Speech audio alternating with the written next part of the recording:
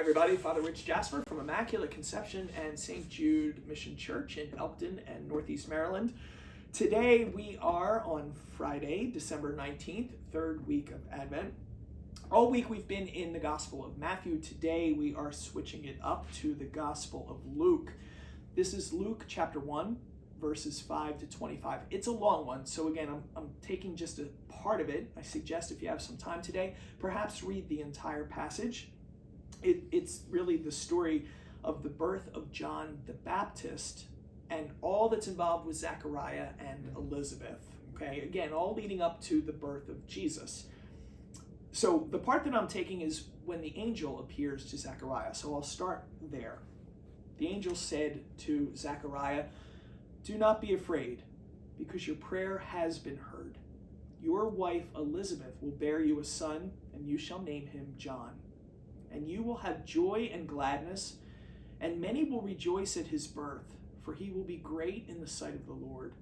He will drink neither wine nor strong drink. He will be filled with the Holy Spirit, even from his mother's womb, and he will turn many of the children of Israel to the Lord their God. He will go before him in the power of Elijah to turn the hearts of fathers toward children and the disobedient to the understanding of the righteous, to prepare a people fit for the Lord." Then Zechariah said to the angel, "How shall I know this? For I am an old man, and my wife is advanced in years."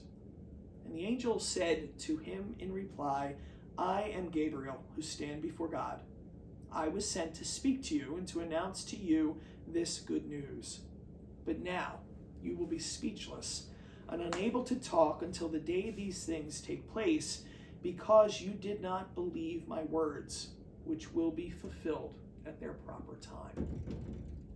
Again, another fascinating story. There are so many layers and so many levels to this that a 5-minute daily video cannot do justice.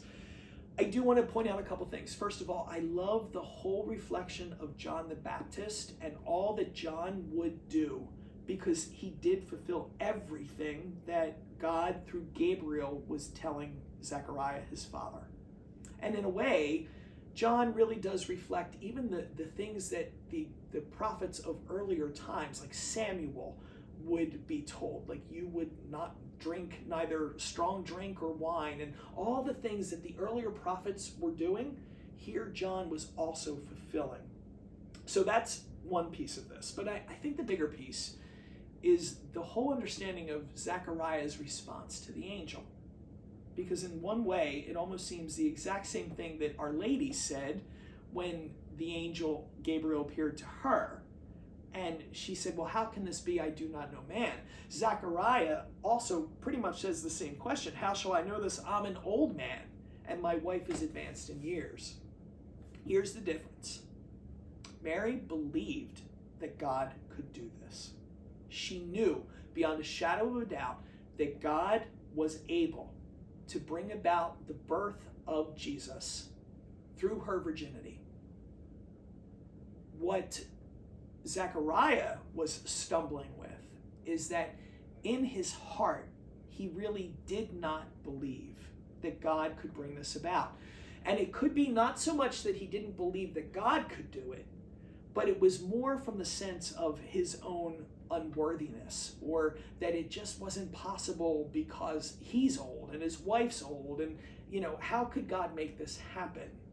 So whereas Mary knew that God could do it, Zechariah in his heart of hearts didn't believe either he was worthy of it or that God could do it. And there's the difference.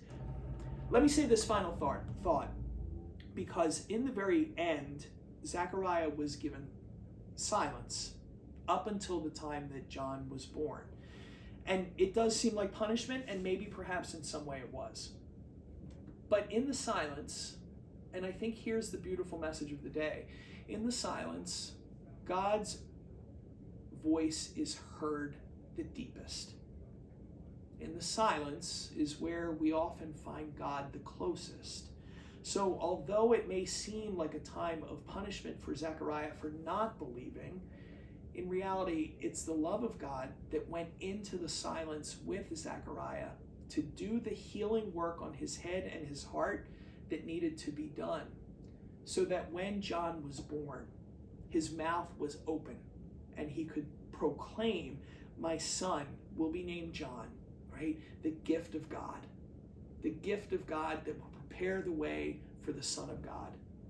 So as we're inching our way closer to Christmas, don't be afraid of the silence.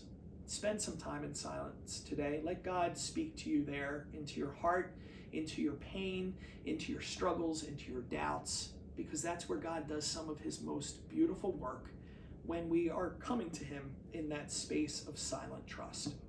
God bless you.